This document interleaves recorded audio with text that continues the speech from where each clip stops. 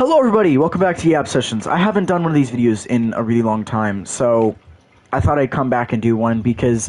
So, for those of you who don't know, I used to be a huge Power Rangers fan. I still am, actually, and today I kind of wanted to talk about the downfall of Power Rangers because as I've gone back and watched the show as a whole, or watched like some of the series as a whole, things like SPD and RPM, something that I've noticed is that a lot of the newer Power Rangers series, specifically from the Nickelodeon era, things like Dino Charge and Megaforce and all of these newer Power Rangers, they don't hit as well, or like they're not as good in terms of story and just in terms of quality in general. And I thought about why that is, and so today I just kind of thought I'd go over each little series and talk about why I think they weren't as good or why I think they kind of fell off in terms of quality or story. So, I think the study of the Power Rangers downfall can kind of traced back to when Nickelodeon took over the series. So for those of you who don't know, the way Power Rangers has always worked is that it's an adaptation of Super Sentai, which is a Japanese series, I believe. And basically, at first, it started on Fox with things like Mighty Morphin and Zeo and Turbo, all of those different series, like the older ones from like the 90s and the very early 2000s. And then it moved on to Disney when the contract was up for Fox and Disney took it over. And so for things like RPM and SPD and like Wild Force and Mystic Force and all these different things, all of those were made and produced and aired on Disney Channel. And I think the downfall of Power Rangers ultimately starts when Nickelodeon takes over the series and we get things like Samurai and Megaforce and Dino Charge. And so for me, Samurai personally is one of my favorite series. I think it's one of my favorite seasons. I love the team. I love this story. It was a really well put together series, and it truly is one of my personal favorites, if not my ultimate favorite, right? But after Samurai, after that peak of a show, we get Megaforce, which wasn't that good, right? We get Megaforce. The first season of it wasn't as great, you know, it was a show, definitely, but I think in terms of story, it wasn't really that good. It was kind of mid. In a lot of areas, I would argue that the first season of Megaforce, before it turned into Super Megaforce, it was overall not that great, you know, it wasn't that exciting. It was kind of mid, especially considering that the theme songs, that's another thing I'll talk about later, that frustrates me with the Nickelodeon area is the theme songs. But the first season of Megaforce wasn't that great, right? So, of course, moving on to Super Megaforce, we get sort of this, like, legacy-style season where basically, like, instead of them being just one Power Rangers team and one set, you know, of powers, they kind of get the ability to go back and, like, use the other powers of the different seasons of Power Rangers, I guess you could say. And it was better, of course. You know, it all led, of course, to the legendary battle where all of the different Power Rangers came back. You had, you know, Tommy Oliver and I think Wes Collins, too, and, like, things like that. And it led to this great battle, right? And to me, that personally was, like, the only good thing about Super Megaforce. Overall, Nickelodeon just fumbled on this season. Like, it was good, don't get me wrong, it was cool to see, like, a bunch of different Power Rangers come back, like, they had, Jaden from Samurai, and I think a couple others towards the end, but overall, Super Megaforce wasn't that great. There was nothing really wowing or special about it, aside from the finale, that, of course, being Legendary Battle, which I believe they did that for the 15th anniversary, if I remember correctly, but overall, Megaforce was a massive fumble, right? So, you move on to Dino Charge, and as a whole, Dino Charge was better, but it still wasn't that great of an improvement. First season was kind of meh, you know, it was once again not really that great. Dino Supercharge, the second season of Dino Charge, was decent. I think it was better. I think the story was decent. I liked how, once again, you got a couple crossovers, I think. And overall, it wasn't, you know, it wasn't bad, but it was still kind of mid overall, right? And then you move on to Ninja Steel, and I think this is ultimately where it really starts to go downhill, because as much as I love Ninja Steel, again, there's nothing special about Ninja Steel. You know, I think what I really loved about the Disney era of Power Rangers is that it was bright, it was interesting, it was storytelling, it was good not only for the kids, but it was interesting for some of the older fans of Power Rangers that grew up on the older series and still kept watching. You would still get those story elements that made Power Rangers what it was. It made Power Rangers special. There was a bit of a flair to it. And Nickelodeon, I think, lost that in the sense that there wasn't a lot of story there, you know.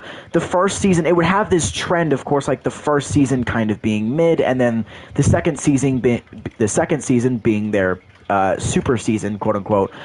It would be the bigger, the sort of better season. And in my opinion, that just wasn't that good. Like, if you look at Disney era of Power Rangers, for example, a story, for example, we could use SPD, because that's one that I watched recently and I really, really loved. SPD focused on a lot of the story and the character development. Of course, there still was the big bad monster, and there still was that, you know, that episodely trend of there being a monster. The Power Rangers, you know, they get their ass kicked by the monster, and then, you know, they destroy it, they go out, they battle it in Megazord, and then whatever. But in terms of quality, in terms of story, they still had that story. There was still an overarching story. Like in SPD, for example, they had a story of all of the Rangers being constant. You know, they were constantly fighting. You know, of course, we would have good episodes where, you know, they would be more focused on the Rangers sort of bonding as a team, but overall, they would always fight. Of course, they're teenagers, and none of them want to be Power Rangers, aside from maybe like Sky, I think, was the only one who really wanted to be a Power Ranger and was really dedicated to it. They would always fight at the end of the day, and so, of course, Kruger being, you know, fed up with this, he sent them off to SWAT training, and at that point, they learned to be together, and they learned to work together as a team, and that sort of was a really cool build-up that happened, and that was something that they worked up to as a series, and overall, towards the climax of the season, you know, the Power Rangers go off to SWAT camp, they learn to work together as a team, and then they develop and they come back with their SWAT gear, and now they're a lot better. And, you know, from that point onward, the Rangers were shown to work together as a team a lot better. And I think that ultimately is what Nickelodeon was lacking. Samurai was good. Like, I think Samurai was the only one where they really won in that sense. Like, Samurai, I'm not even sitting here nostalgic either. Like, I went back and I watched Samurai, and it was good. You know, I enjoyed Samurai a lot. I think the first season of Samurai, again, was, you know, it wasn't as great as the super season, but it was still decent. It was still decent enough to where it wasn't, you know, you couldn't sit here and call it ass. And then, you know, of course, you move on to the super season, and then they stepped up the quality. Of course, it was, you know, a lot better.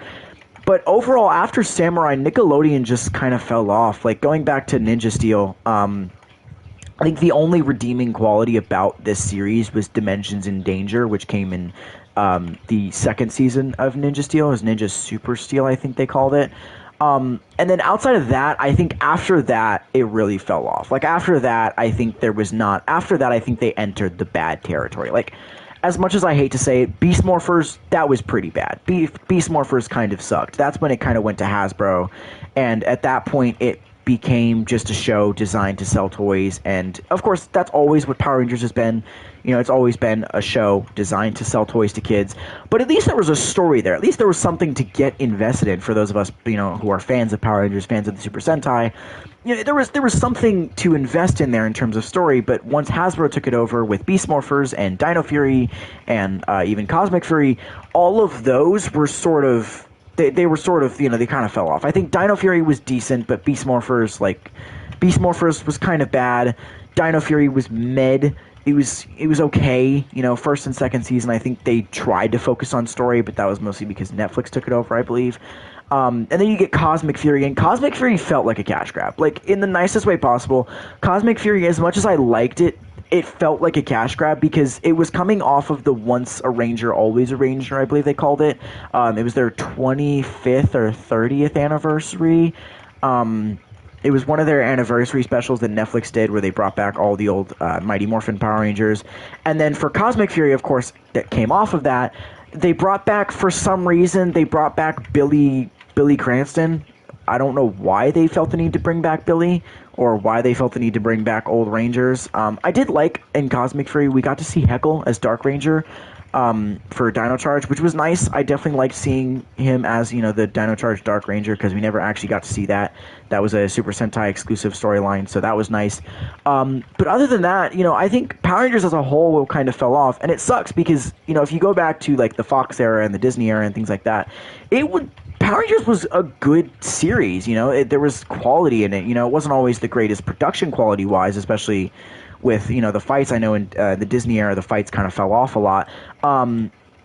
but there was at least the story there to make up for it, and there was some sort of overarching character development to get invested into. And I think Nickelodeon, in a lot of senses, lost that. And I think once Nickelodeon kind of dropped that that quality of story, I think after that, Power Rangers just went downhill. And it sucks too, because I really enjoyed Power Rangers. Like I said, I grew up on Power Rangers. It was a lot of my introduction to superhero media as a whole. And I think in a lot of ways, Power Rangers for me was one of the reasons I fell in love with superheroes, and one of the reasons I fell in love with big action shows and things like that. Like I grew up on it. I didn't watch all of them. I didn't watch a lot of the Fox era shows, but I watched a lot of the Disney era shows. I watched a lot of the Nickelodeon era shows. And something that I've noticed going back is that Power Rangers as a whole just kind of fell off. So that leads me into something I want to talk about. Where's Power Rangers going now? If you've been following the news on Power Rangers, you'll know that it's kind of like unsure whether or not they're gonna continue the series. I really want them to. Like, I really hope they do continue it, because Power Rangers is something, like, there's so many other different Super Sentai things that they could adapt into Power Rangers shows. There's so many other things that they could do with Power Rangers, or even if they make their own original Power Rangers. Like, at this point, Power Rangers has developed into its own sort of genre, into its own sort of franchise, to where you could make a completely original Power Rangers without using Super Sentai footage. You could do that, and I think that likely would be a really cool thing. Like, I feel like they did that for Cosmic Fury. I'm not completely sure about that, but I feel like they did that for Cosmic Fury, where they didn't use any of the old Super Sentai footage. Personally, if I was in charge of Power Rangers, I would definitely do some sort of like live action, more mature Power Rangers. I think I would love to see that, especially considering that Power Rangers has reached the point to where it's just like Power Rangers at this point is mostly followed by the older fan base, and a lot of the younger kids that grew up on Power Rangers and got into Power Rangers, even like from the Nickelodeon era and like Samurai and Dino Charge and things like that, a lot of them are grown up now. They're older. Like, when I got into Power Rangers, I was maybe 6 or 7, and I grew up when the Nickelodeon era was first starting. Now I'm 16. I'm going on 17. I would love to see a more mature Power Ranger series, almost like what they did in 2017 with the 2017's Power Rangers. If you saw that, it sucks that movie didn't get turned into a franchise. I would have loved to see it get turned into a franchise. But I would love to see a Power Rangers on the big screen, or even just like a Power Rangers series. Like, I know Netflix was in charge of Power Rangers for a minute with like Cosmic Fury and Dino Fury, and even Beast Morphers. I feel like they were in charge of for the second season of Beast Morphers, if I'm wrong. But yeah, I would love to see them maybe do a more mature, but I know, of course, like, there's a lot of creative differences. They're not sure what they're going to do with it. I know we were on schedule to get a Power Rangers reboot that was going to be more mature and more, original and focused on making an actual Power Ranger series, not focused on Super Sentai. But yeah, those are my thoughts. It really sucks that Power Rangers fell off as hard as it did, especially coming from someone who, like I said, has been watching this series since I was a little kid. I grew up on these series. Like, I had toys and action figures. I had most of the Megazords from Dino Charge. Like, I had a lot of the action figures. I still do. Like, in my room, I have Funko Pops from the original Mighty Morphin series, and I have little plushies that I got for my birthday from the 2017 Power Rangers movie. I actually got to see 2017 Power Rangers like on opening weekend for my birthday. I think it came out March 24th or March 25th, and I got to see it on my birthday, March 26th. And that, for me, like, that is what I remember Power Rangers as. And so to see the series in its current state, kind of falling off as much as it did, it hurts. But yeah, let me know if you have any thoughts. Like, that's mostly just kind of like my thoughts on like the downfall of Power Rangers and what the series has become, because it does really suck, like I said, as a fan of the show, to see it fall off so hard, and to see it kind of drop in quality and drop in story and all that. But those are my thoughts. Let me know if you have any of your own. Drop a comment, let me know. And with that, I will see you guys in the next one. Bye.